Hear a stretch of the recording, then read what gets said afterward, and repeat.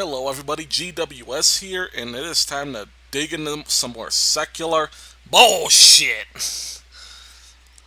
Kyle here says everything that us Republicans slash libertarians needed to know about exactly what happens with every government program, every socialist, every communist thing that tries to get past Medicare, Medicaid, Social Security, minimum wage, all these entitlements, etc.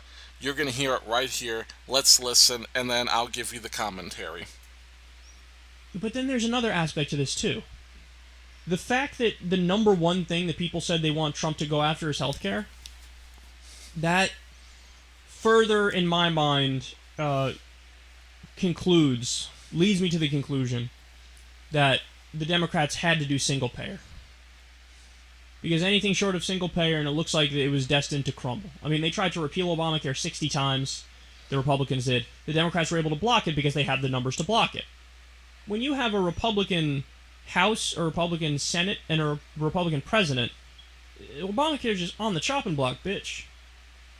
So it's like you were only temporarily fighting off them taking a sledgehammer to it. But here's the thing. If you did single payer, they wouldn't have been able to touch it. Now, a lot of people go, what are you talking about? Of course they would, Kyle. What are you saying? No. Because the same thing would have happened with single payer as happened in this country with Medicare and Medicaid. So if you try to go after Medicare and Medicaid, and they do, they still try to cut it and might try to privatize it and all that stuff. But every time they do that, there's not only a political backlash from the left wing in the country, there's also from the right wing. Everybody's like, whoa, don't touch that. And remember the signs during the Tea Party rallies? Keep your government hands off my Medicare. Okay, that's pretty much enough context. So here's what Kyle's saying. Kyle's saying that the reason we needed to go after single payer, notice he did not say it helps people. Not one thing about the actual health care provided. No. What he said was he wants something Republicans are unable to touch. So what does that mean? And what do the Medicare Medicaid things mean? It means you put an entitlement, you get people dependent to the point where cutting the program will destroy the country. It's not about helping people. And note, Kyle said nothing about helping people. He's talking about the political ramifications. That Obamacare is bad because it's something that could be cut. Because it did not go far enough. It did not sink its teeth into the public. This is what we're talking about when we say that my thing came off the headphones. Anyhow, this is what we're talking about when we say that Democrats just want to make people dependent on the government.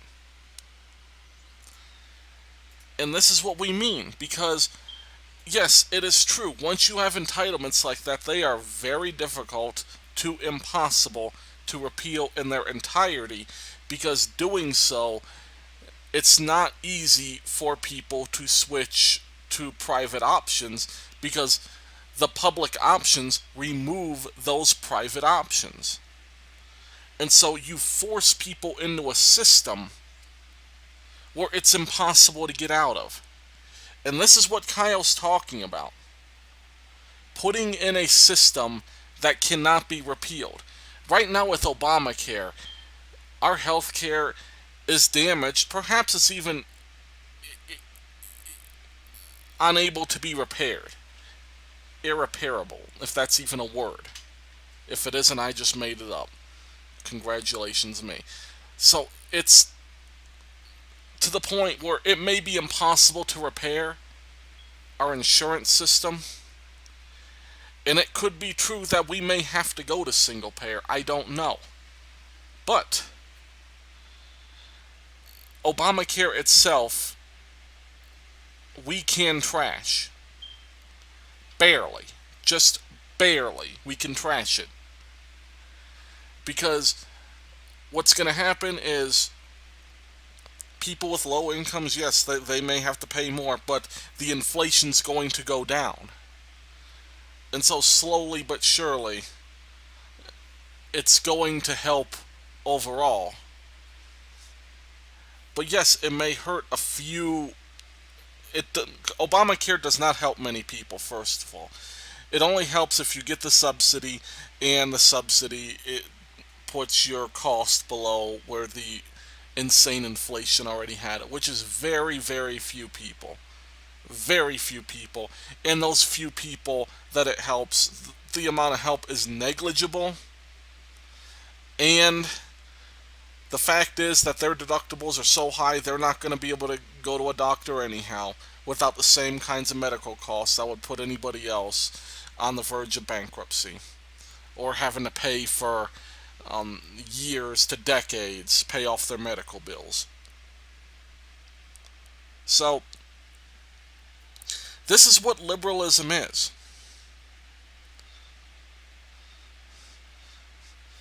And you better be careful, because this kind of rhetoric is exactly what they're going after. You will not hear a more truthful response from a liberal. So, please, if you are watching this video, go watch his video for the full context. Watch from, I guess, 450 to 507. Or watch before that and after to make sure I'm getting the context correct. Because you will not see liberals talk like this often. What they will try to convince you of is your prices are going to go down. Your prices are going to go down. The government's going to help you. And they don't tell you the reality of what happens. What they want you to do is they want you to wait until it's impossible to repeal. Then it's all shucks, we were wrong. Oh, but this is already in place. People are going to be hurt if you repeal it. And by that time, they're actually right. But to get to that point, they have to give you the phony projections. The phony projections that your costs are going to go down. What did Obama say back in 2009? In 2009, when Obamacare was on the drawing board, they said that the costs will lower. Bullshit. Ever since Obamacare, costs have gone up 1.5 times. Some places way more than that, some places a little bit less, but the average is about 1.5 times. Our healthcare inflation before Obamacare, look it up on BLS, it was about 4 to 5%. It was very high, but it's exploded, especially hospital care, because a lot of the taxes that pay for Obamacare are on them. And dumping people into the insurance industry that are better off not being insured. See, here's the thing people don't understand about the insured rate. People talk about the uninsured rate as if it's a good thing, but again, there are a lot of people who are better off without insurance. And let me explain that. You know, the pre-existing conditions thing, it's a sensitive issue. Maybe we should have a protection on that. That's debatable. I don't have an answer. It's not really my realm of knowledge, because any pre-existing conditions I have don't have healthcare costs associated. But there's a lot of people where, yes, this may, I guess, may be an option. But here's the reality of that. If you have a pre-existing condition and you get on insurance, you're gonna pay so much that even your out-of-pocket expenses, probably even on a low deductible plan where you're paying out the ass for premiums, you're still going to owe a huge amount for your medical costs.